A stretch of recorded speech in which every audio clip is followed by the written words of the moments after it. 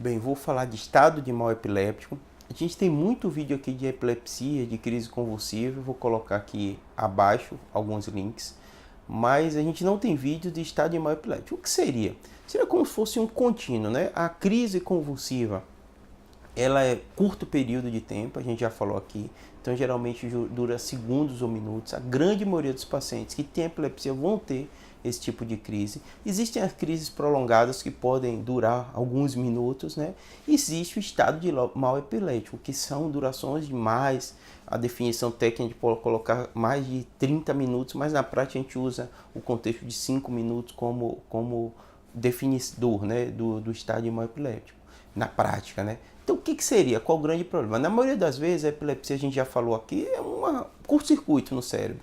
Então, o cérebro vem com seu funcionamento através de circuitaria elétrica, os neurônios se comunicam assim, nas sinapses, né? Não vou entrar muito em termo técnico, mas basta para você entender que a eletricidade é a forma de comunicação entre os neurônios, né? E quando você tem uma crise, é um curto-circuito. De um modo geral, esse curto-circuito, ele dá uma desorganizada, pode ser uma desorganizada generalizada ou focal, mas isso vai durar em alguns segundos ou minutos, depois o cérebro volta ao normal. Esse é o comum de acontecer na grande maioria das vezes. Mas algumas vezes isso não acontece. E esse é o grande problema, porque pode gerar uma injúria, um problema do neurônio permanente e definitivo.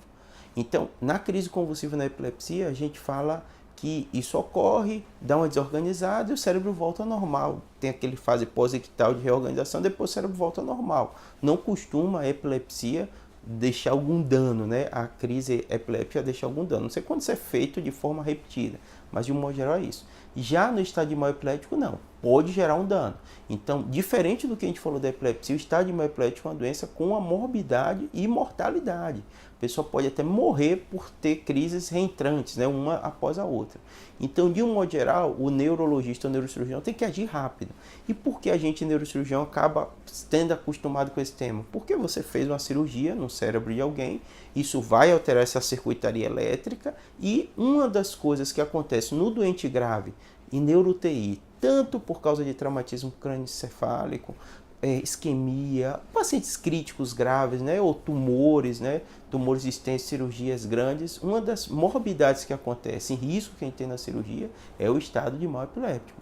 Por isso que às vezes o paciente que não acorda e você não tem etiologia para isso, ou porque ele estava grave de outros fatores e ficou entubado, ficou sedado por um tempo, você retira, esse paciente não desperta, você tem que suspeitar do estado de mal epilético. Por isso que em UTI e neuro-UTI é tão comum a gente estar sempre fazendo eletroencefalograma, a gente está fazendo também um EG às vezes mais prolongado.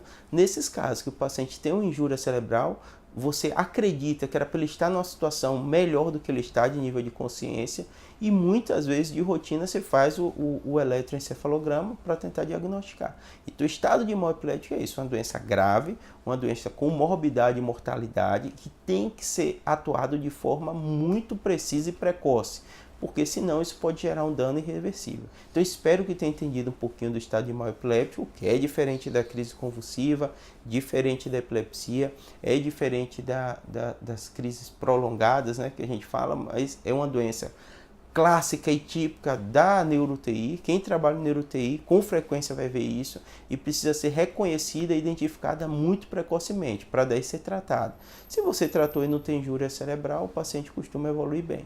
Espero que tenha ajudado, né? Falei das causas principais neurológicas, óbvio que tem outras causas gerais, né? Desde distúrbio de eletrolítico, outras coisas que podem também dar essa consequência, essa patologia. Espero que tenha ajudado. Qualquer coisa, deixa no comentário. Obrigado.